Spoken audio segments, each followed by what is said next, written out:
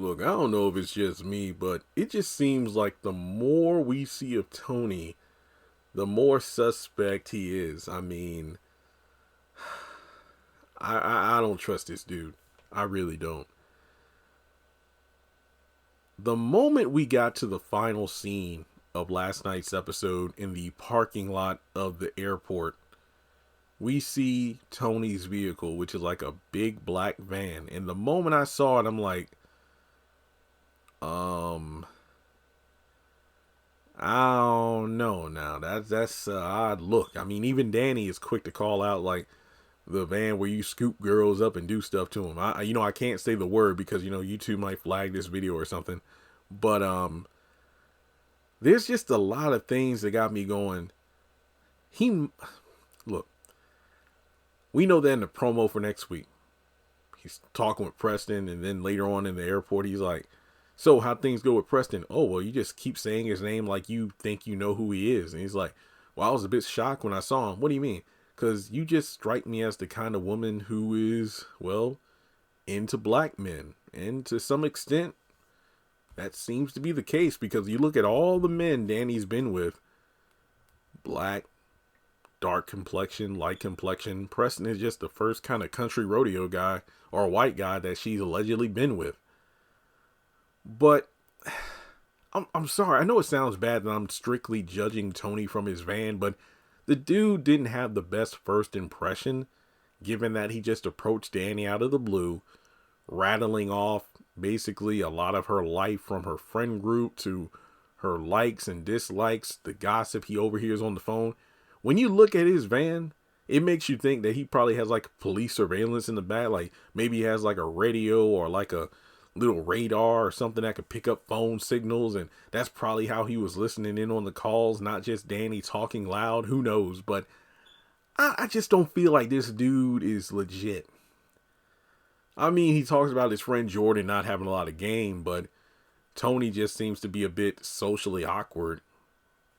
The kind of person who keeps to himself most of the time and isn't really aware of social cues, because any person in their right mind knows that if you're approaching someone for the first time who you've never met, let's just say, and I've used this example before when I talked about Tony when he was first introduced, but let's say there is a coworker or somebody you're in school with.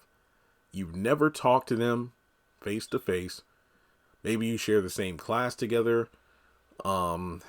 Maybe you work on the same floor of the same building or whatever, but you never interacted with them one-on-one. But you've maybe heard a few things from some people, or more specific to my example, you've looked them up on social media. You looked at their pages, noticed some things that, oh, they like this kind of music, this kind of food. They go to this restaurant a lot, this, that, and the third. So then when you finally introduce yourself, you rattle off a list of all these various things that you quote unquote know about them or found out about them from their social media pages. And as a result, you're going to come across as creepy. And that's exactly what Tony did. So from there,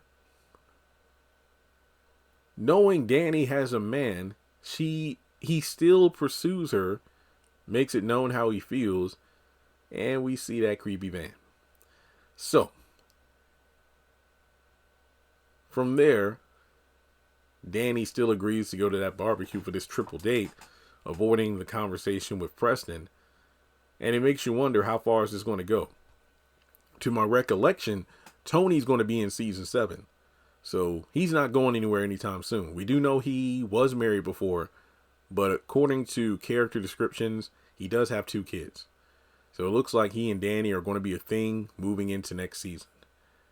And somebody on the live stream said, look, if Tony out of the blue scoops up Danny and throws her in the back of that van and does whatever, that's on her. And it's like, well, this reminds me of the Jonah situation I got flack for, because I talked about how the whole violence incident with them, Jonah was completely in the wrong for how he handled the situation, from spitting on her to hitting her. But Danny needs to learn to make better choices. It isn't simply about just rushing her to, it isn't just about Danny rushing to sleep with somebody.